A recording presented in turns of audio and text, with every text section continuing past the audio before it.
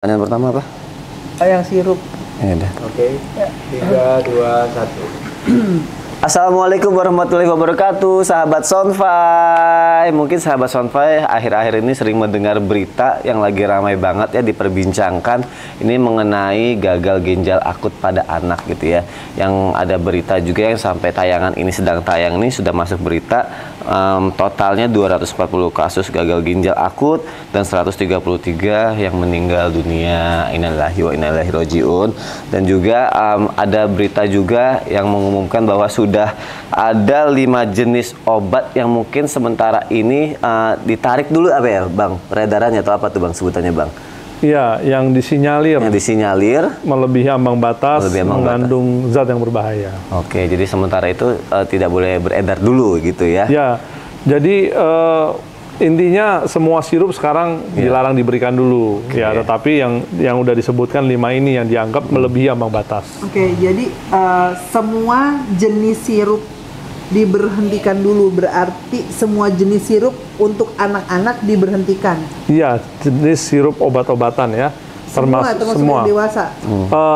Kalau ini gagal ginjal akut progresif ini yang belum diketahui penyebabnya, atipikal ya, itu 0-18 tahun.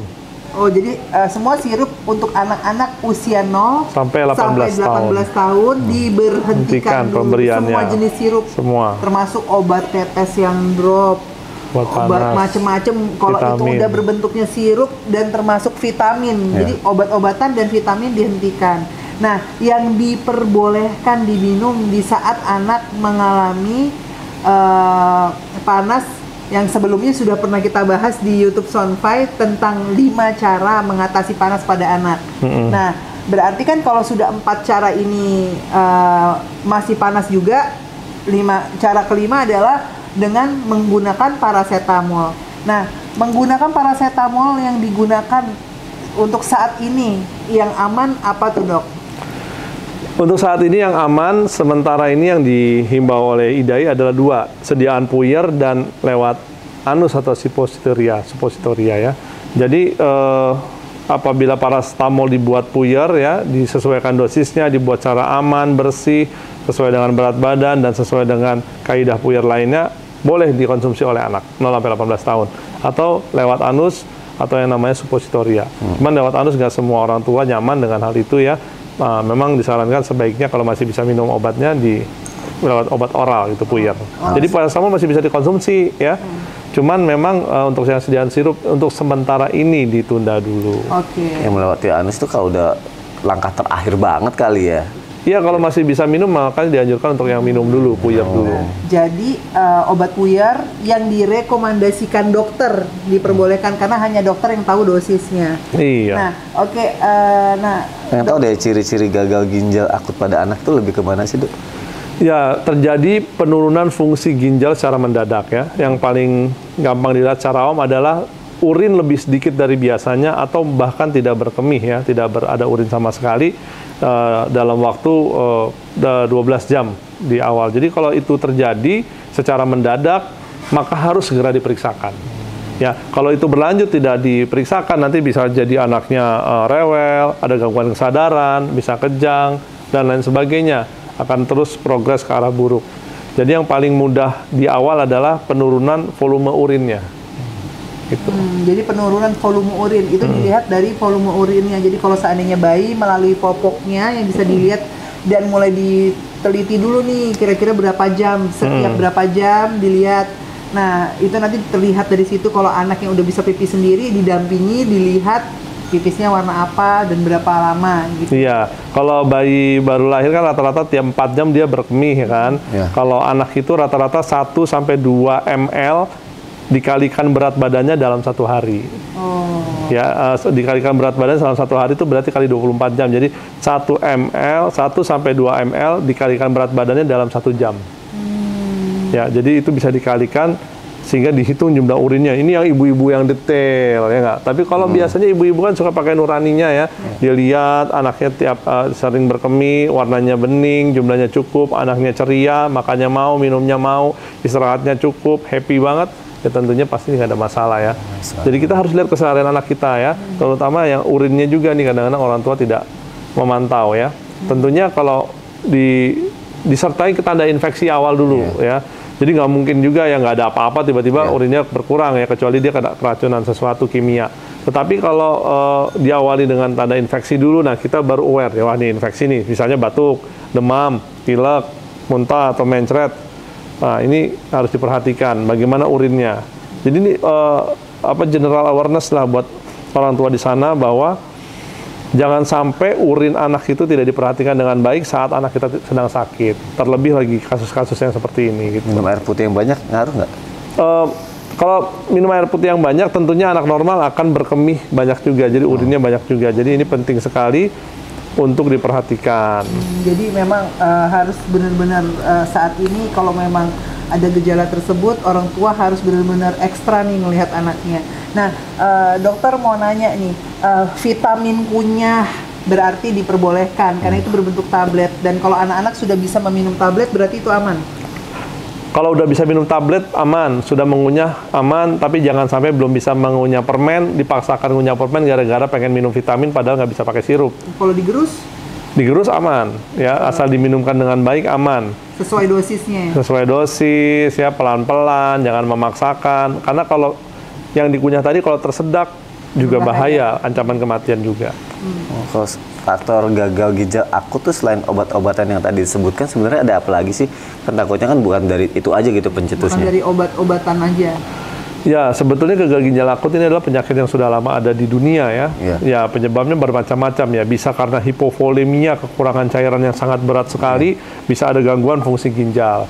Bisa juga karena infeksi berat, ya sampai mengenai ginjal bisa terjadi gangguan fungsi ginjal. Bisa trauma ya, misalnya tabrakan lah contohnya pas kena ginjalnya, bisa ada gangguan fungsi ginjal ya.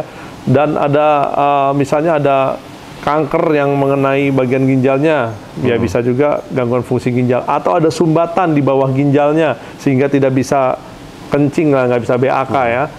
Kalau misalnya obstruksinya tidak ditangani, sumbatan yang tidak ditangani, bisa ada gangguan fungsi ginjal. Jadi gangguan fungsi ginjal ini ada beberapa hal ya, ada juga yang belum diketahui penyebabnya, dan untuk yang hal ini ada gagal ginjal akut progresif yang belum diketahui penyebabnya atau atipikal. Jadi sudah lama ada gitu loh. Iya. Jangan sampai oh ini baru nih, barang baru gara-gara obat karena gitu. Ini gitu ya. Padahal gara-gara obat masih diduga dan ini bukan barang baru, gagal ginjal udah ada, cuman yang untuk hal ini yang atipikal ya progresif akut ini lagi diduga-duga berhubungan dengan cemaran kimia. Cemaran kimia. Pasti nggak? Belum. Cemaran kimia yang belum pasti. Ya belum pasti ya, tetapi diduga etilen glikol di etilen glikol. Tapi apakah itu pasti? Belum juga pasti. Tetapi langkah pertama pemerintah sebagai kewaspadaan umum buat seluruh rakyat Indonesia agar aman, jangan dulu pakai sirup. Ya, terus selalu diteliti yang mengandung bahan-bahan kimia yang berbahaya apa aja dan akan segera diumumkan. Dan tadi juga sore kan sudah mulai diumumkan lagi update terbarunya, lebih banyak lagi yang diumumkan ya. Yang sebelumnya tadi sempat Fai bilang 5 ya. Hanya 5, sekarang udah ada lagi yang udah bertambah lagi yang diumumkan.